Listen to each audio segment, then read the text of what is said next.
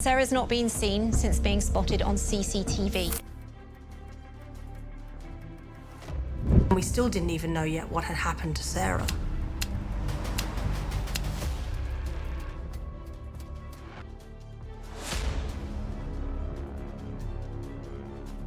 In March 2021, London and the rest of England were under strict lockdown due to the COVID-19 pandemic. Everyone in the world looked like they were waiting for things to finish up. One person, though, saw this strange event as a chance. He didn't see it as a problem. Instead, he used the London lockdown to look for victims. Now we'll talk about Sarah Everard's sudden disappearance at the age of 33 and how a predator used his power as a cover and a tool. He was dishonest and broke people's faith in the government at a time when the country needed it the least. March 3rd, 2021 was a typical early spring day in central London. The weather was cold, foggy, rainy, and then very heavy before clouds returned. People wanted to stay inside because it was a nice day. Sarah Everard, 33, a marketing expert who lives alone in Brixton, was one of those angry Londoners. Sarah went for a walk on March 3rd around 5 p.m. She wore a green rain jacket, a white beanie, and turquoise and orange shoes. Brixton wasn't as busy as usual. It was surprisingly quiet. Sarah wasn't just going for a walk. She walked 2.5 miles to Clapham to have dinner with a friend. On the way, she stopped at a grocery store to get wine. Around 9 p.m, Sarah left her friend's house after dinner and began her 50-minute walk home. People knew she was smart when she walked alone in an area she knew well. During the 15-minute call, Sarah and her boyfriend Josh made plans for the next day. That was the last time anyone heard from her. Sarah's friend was hoping to get a text message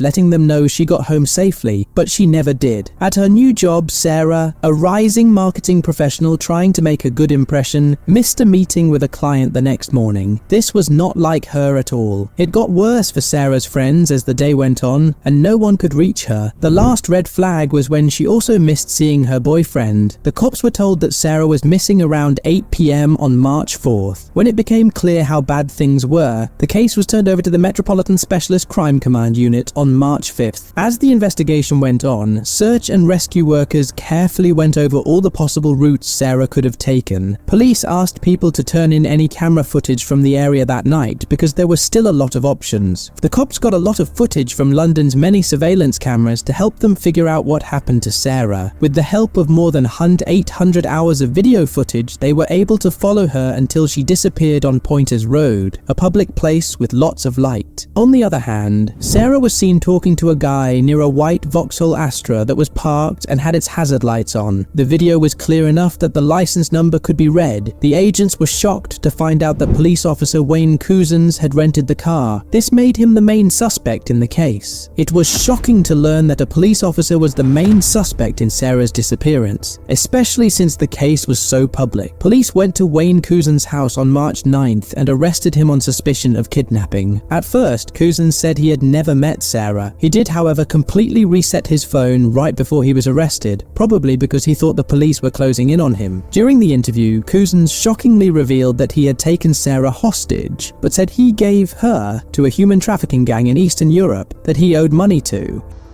And I've been lent on by, I don't know who they are. They're a group, a gang, whatever. And they told me, well, I need to go and pick up girls and give them to them.